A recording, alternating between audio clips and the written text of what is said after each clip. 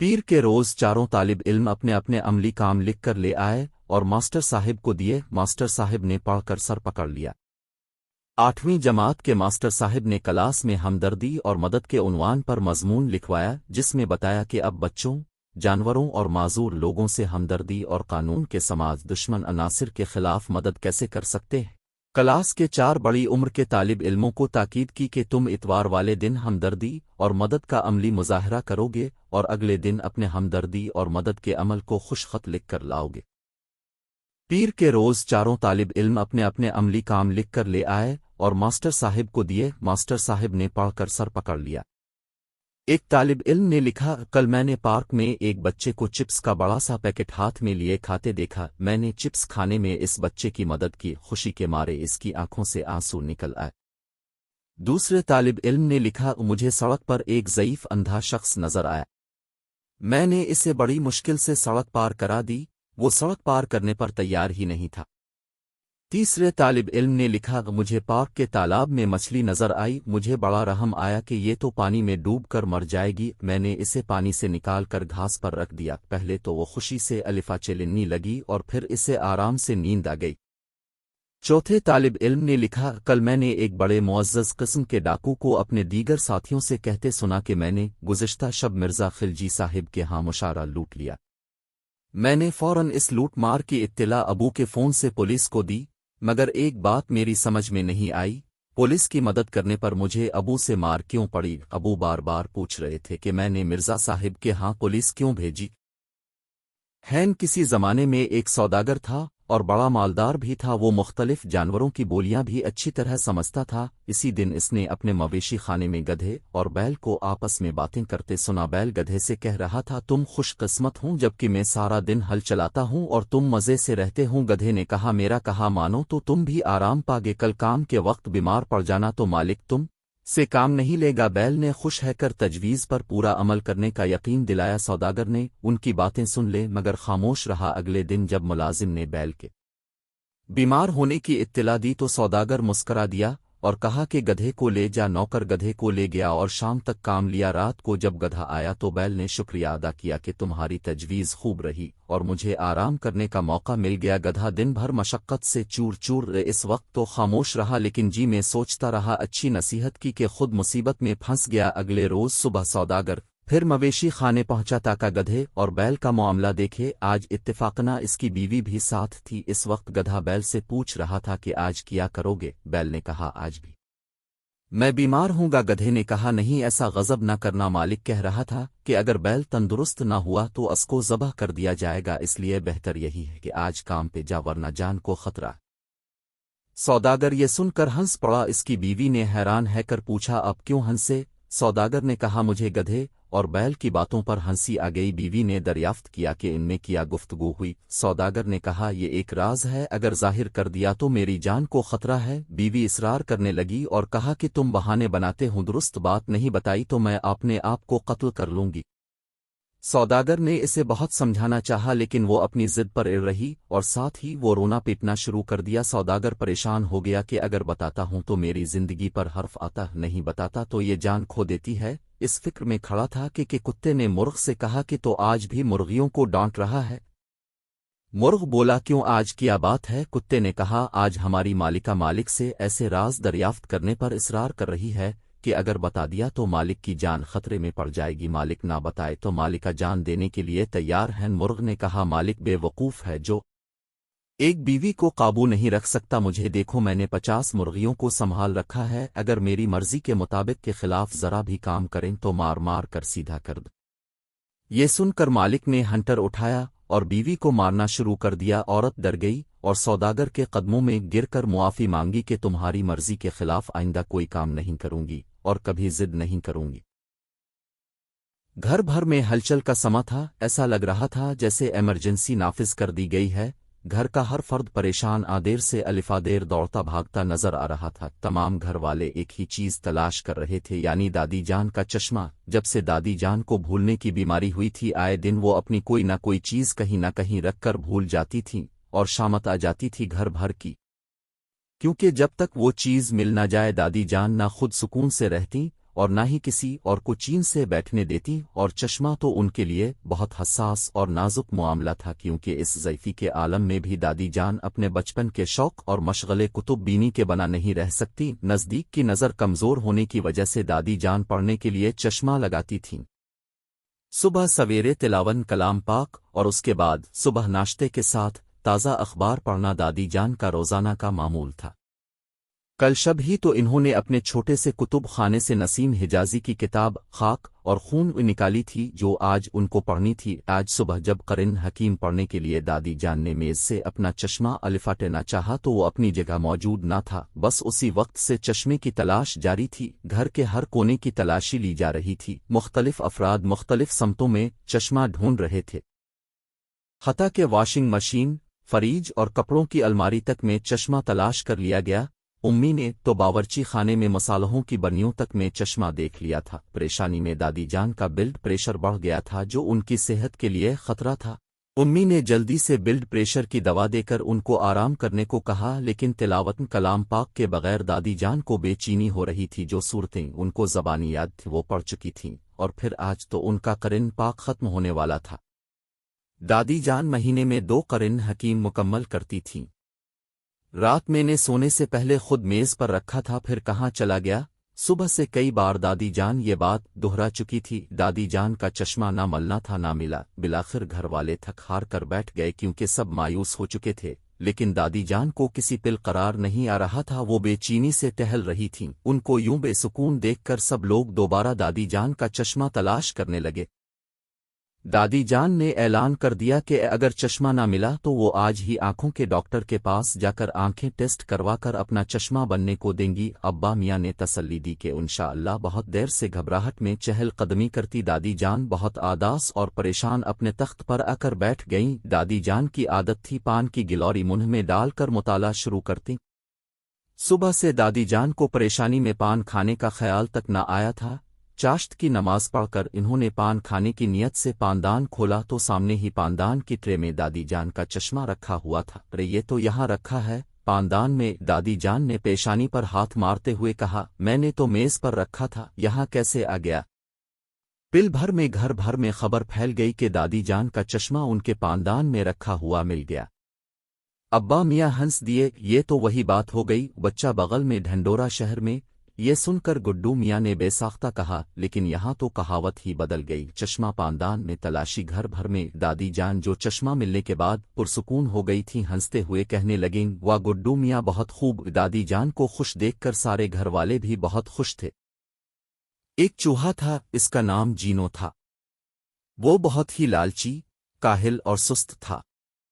کاہل چوہا بہت زیادہ پیٹو بھی تھا، اس کا پیٹ کبھی نہیں بھرتا تھا۔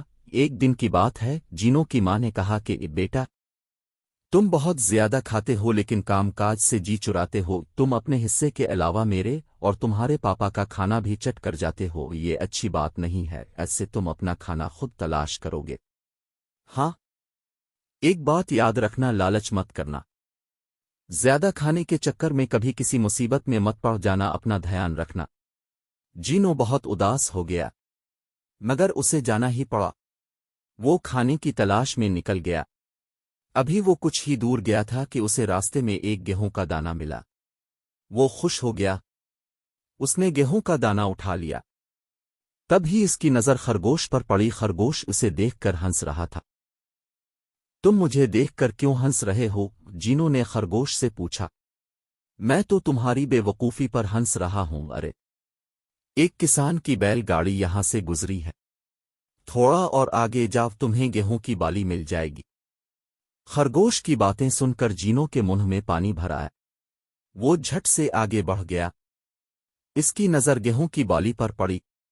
بالی راستے میں پڑی ہوئی تھی۔ جینو چوہے نے وہ بالی اٹھا لی اور خوشی کے مارے ناچنے لگا۔ تب ہی وہاں ایک گلہری آ گئی۔ اس نے چوہے سے کہا، ایک گیہوں کی بالی کیا ملی؟ تم تو اچھلنے کودنے اور ناچنے گانے لگے۔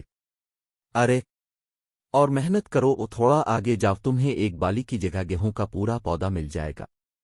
چوہے کو گلہری کی بات پسند آ گئی، وہ جھٹ سے آگے بڑھ گیا۔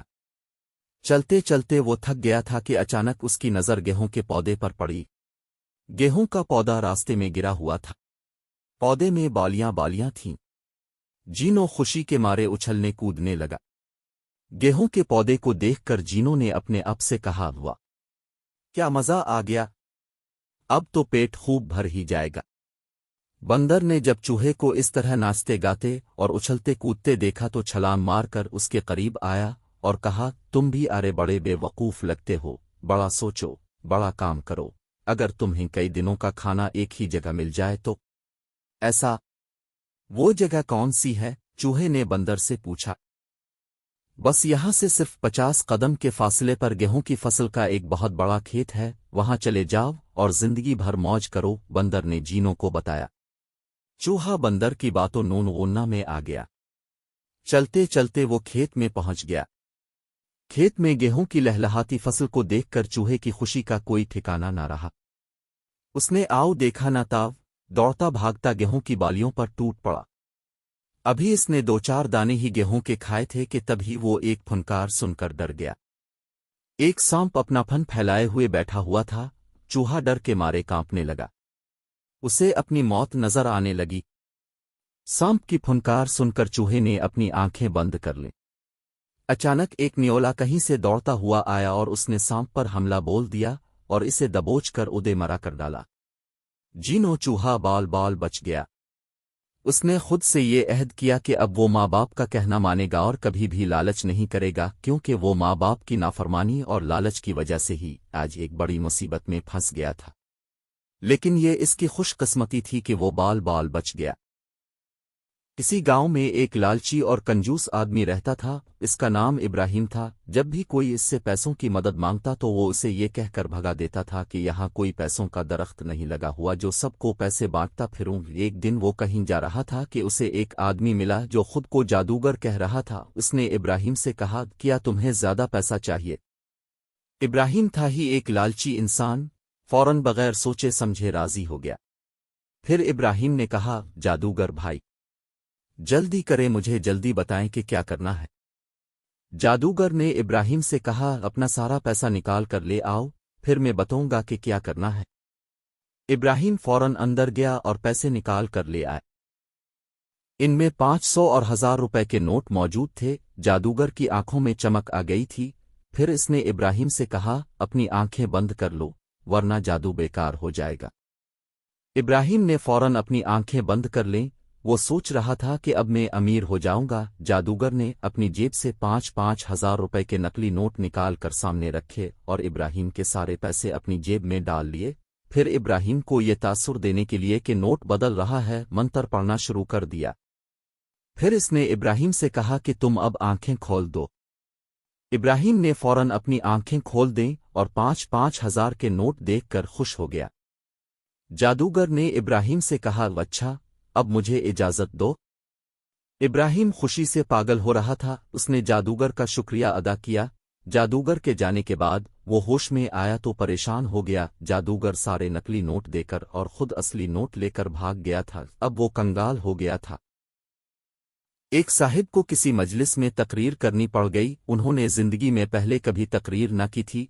किसी ने मशवरा दिया कि भाई, तकरीर करना कौन सा मुश्किल काम है, एक जुमला बोलो और इसी से दूसरा जुमला निकाल लो, सब इसी तरह तकरीर करते हैं। वो साहिब स्टेज पर आए और तकरीर यूं शुरू की, अस्सलाम अलैकुम। इस्लाम में सलाम की अहमियत से तो आप सब वाकिफ हैं। इस्लाम में झूठ बोलना सख्त मना है। झूठ तमाम बुराइयों की जड़ है। सबसे लंबी जड़ खरबूजे की होती है। खरबूजे को देखकर खरबूजा रंग पकड़ता है। इस्लाम में रंग व नस्ल का कोई तसव्वुर नहीं। मुसलमानों के एहराम का रंग सफ़ेद होता है। मुसलमान वो है जिसकी ज़बान से हमेशा मीठी और अच्छी बात निकले। बकरे की ज़बान कभी नहीं खानी चाहिए। बकरे की माँ आखिर कब तक खैर मनाए गई? एक दिन छुरी के नीचे आएगी। माँ के कदमों के नीचे जन्नत होती है।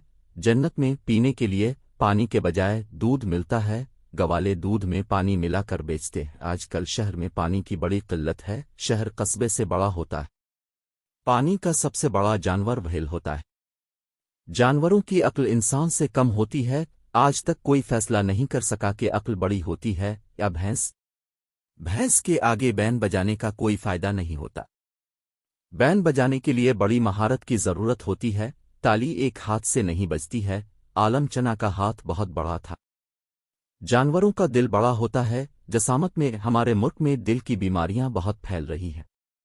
बीमारी के दौरान और बाद में मरीज को मुकम्मल आराम की ज़रूरत होती है। इस तेज़ रफ्तार ज़माने में आराम का तसव्वुर मिट चुका है। रबर मिटाने के काम आता है। चीन में रबर के बड़े बड़े दरख्त हैं। दरख्त लगाना सवाब का काम है। मौलाना अब्दुल सत्तार ईदी बहुत सवाब का काम करते थे। बच्चों को ईदी नहीं देनी चाहिए, क्योंकि उनकी आदत बिगड़ जाती है। चाहे राई के बराबर दी जाए, राई का पहाड़ बनाने की आदत अच्छी नहीं। राई अचार में इस्तेमाल होती है। अचार खट्टा होता है। इकट्ठी चीज़ें खाने से गला खराब हो जाता है। गिले में पैसे नहीं जमा करने चाहिए, क्योंकि वो टूट जाता है। पैसों पर लोग टूट पड़ते हैं। छोटे बच्चों के दांत टूटने के बाद नए निकल आते हैं, और अगर उन पर जबान लगाओ तो दांत टेढ़े निकल आते हैं। कुत्ते की दाम टेढ़ी होती है। कुत्ता वफादार जानवर है। नौकर रखने से पहले इसकी वफादारी का इम्तिहान जरूर लेना चाहिए। पतंग को जब तक ढील ना दी जाए वो ऊपर नहीं जाती। पतंगबाजी बहुत से हादसात का सबब बनती है। हादसात को रोकना पुलिस का काम है। कर्फ्यू में पुलिस लोगों को बाहर निकलने की इजाज़त नहीं देती। अब मैं अब से इजाज़त चाहता हूँ। किसी गांव में एक धोबी रहता था, जो शहर से लोगों के कपड़े गधे पर लाद के गांव लाता और धोने के बाद इसी पर लाद के वापस शहर पहुंचाता था। धोबी की कमाई का यही जरिए था, और वो इस कदर कमा लेता कि बआसानी गुजर बिसर कर सके। इसके बावजूद वो हद दर्जा कंजूस वाक़े हुआ था।